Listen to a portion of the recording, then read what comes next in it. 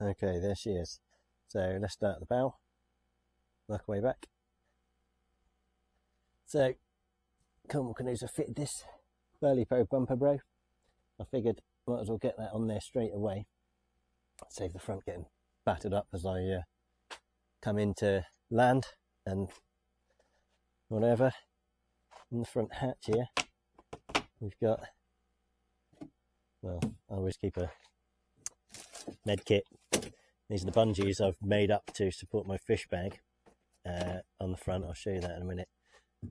The only mod I've got in here is this Hobie battery holder, which is actually a really handy thing to have. I can keep it all suspended off the bottom there, which I like the idea of. We've got this Ram Tough Track fitted to the side here. These are just mini starport things that I've put on there. We've got obviously the 180 drive, which I'm really excited to use because I fish a lot up against features and the shoreline. Quite often you've got the wind or the tide pushing you towards those. With this, I should be able to just stick it in reverse and hold myself away from these things, which is going to be great when I'm fishing with two hands, casting and things at those features. Standard mat pockets, which are really nice actually. They'll do a good job of keeping things tucked away in there. I've got fish grips in there at the moment. The Revo comes as standard with these ports to run your fish finder cables through. I've got mine mounted on the right here. My cables come up through that port. Yeah, they come with kayak, which is handy. I've got one more Ram Tough Track here on this side and another one on that side. These are like starport holders, obviously, with these little thumb screw type things, so they can be adjusted up and down to suit yourself. And I've got a Ram ball mount in that track there. Nothing special in here. I've just got the deep Hobie bucket.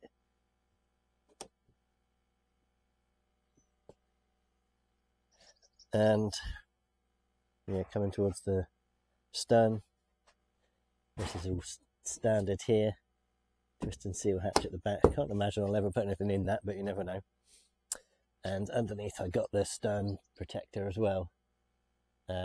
Again, you know, they take a battering. Either end is where it takes a battering, isn't it? So it's worth protecting that right from the off, as far as I'm concerned. Yeah, and the only other thing I think that I've added, or I had Cornwall Canoes add, that's not standard, is this Yak Attack anchor trolley, which I really like the look of. It's lever lock, so you put the anchor in the position you want, and then you lock it in with this here. So slide that, you know, so you want to anchor off the bow, slide that up to the bow, use the lock, and there it is, it stayed there.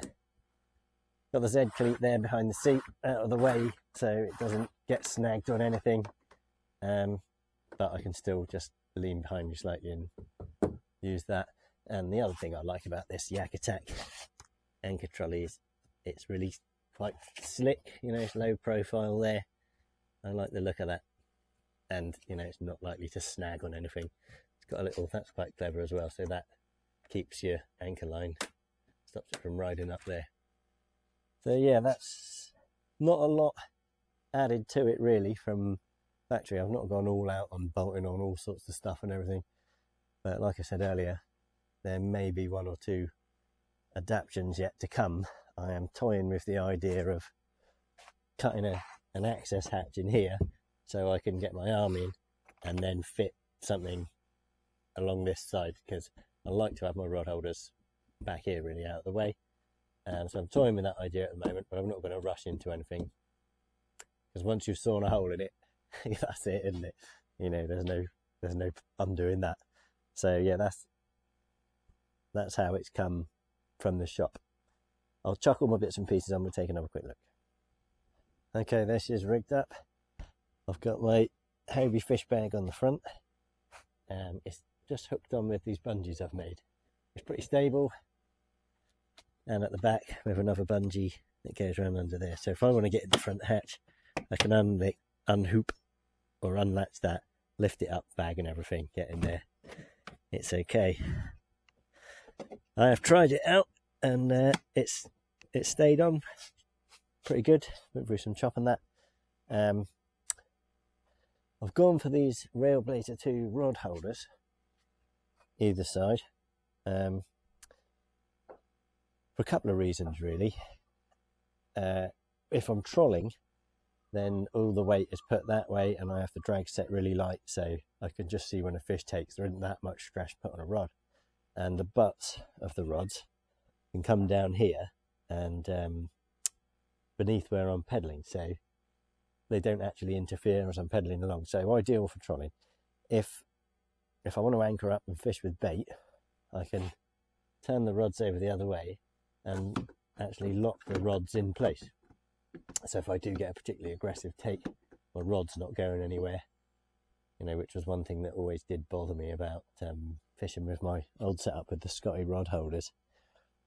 You know, I was always worried that a particularly aggressive take would have them out of the rod holder and they'd be gone.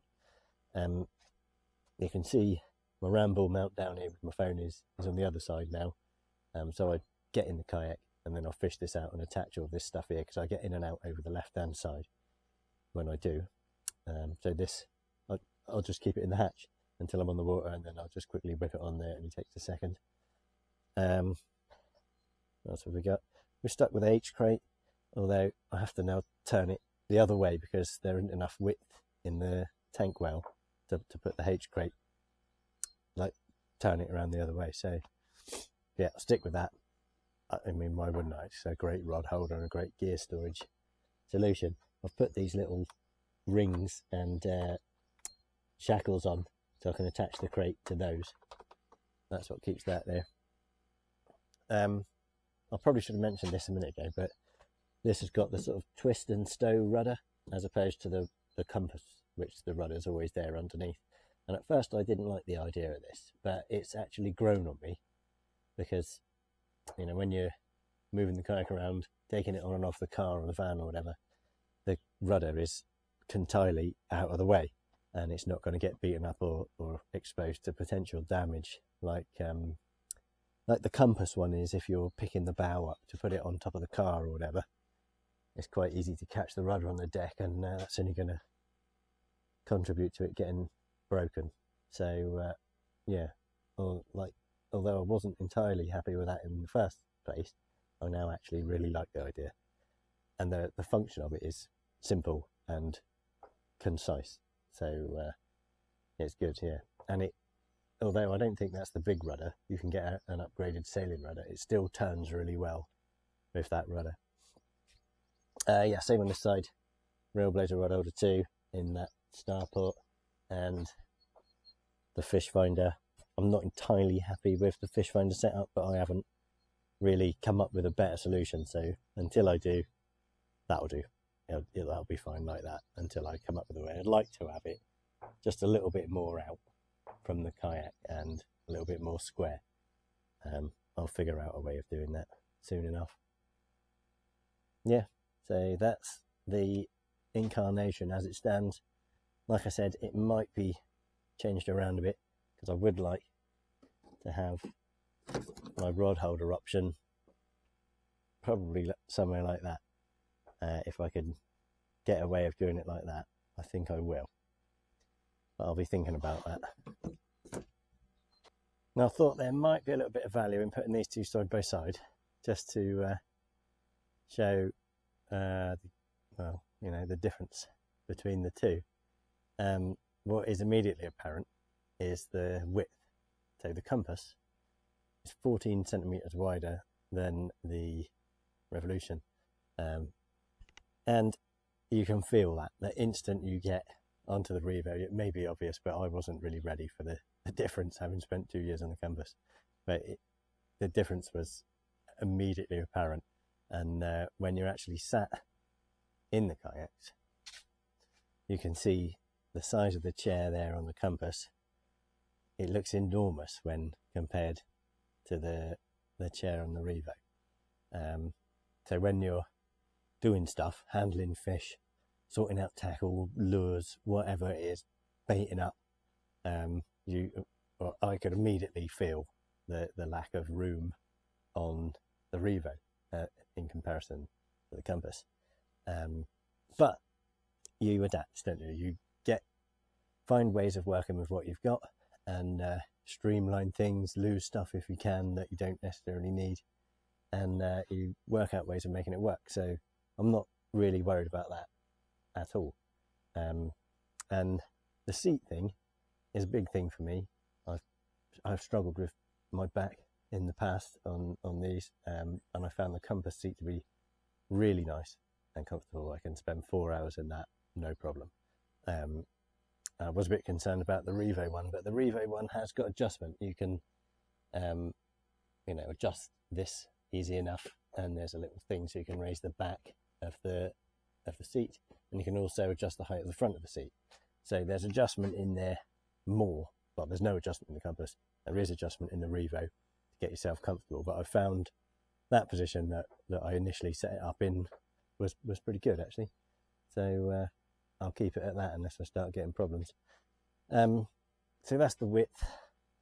The width affects primarily your primary stability. So you've got sort of pontooned hull on the Compass, which gives you a huge amount of primary stability, whereas that's not the case on the Revo. The Revo relies more on the person doing the paddling to give you the stability you need, when the going gets tough. But like I said earlier, I've seen videos of this thing in some really dodgy conditions and people being just fine in it. So it's completely capable if the person in charge is. The other thing really worth commenting about is the shapes of the bows, I think. So this bow, yeah, okay, there's not a lot of distance there between that bulge and the actual edge of the bow, the front of the bow. So when you're going over chop, especially wind-blown close chop, you find it's in the Compass, you're doing this, slap, slap, slap, slap the whole time. Now, I've only been out in the Revo once, but I intentionally went into some windy chop, and it was a totally different story. This just cut through it with almost no front end slapping, and it made a much better job of ploughing into that kind of thing. So the length and the width and the shape of the bow all add together to make this thing a much more efficient kayak through the water. So handles conditions better, you get where you're going with less energy, or you can use the same energy and go further faster. So again, that allows you, if the wind picks up a couple more knots, you could deal with it that much more easily in the Revo. And that is why, ultimately, that's why I went down that route. Anyway, there they both are side by side. I'd love to keep both of them, but I think the Compass is probably going to have to go. So this kayak and nearly everything on it was supplied by Cornwall Canoes, who are a kayak fishing specialist and have a large showroom up near St. Column where you can get your hands on all this gear. They supply practically everything you can think of fishing related. You name it, they sell it. It's if you can get to the showroom, that's great, because you can get your hands on this stuff. You can offer it up to your kayak. You can ask questions. You can get advice from pretty much the best there is around for that kind of thing.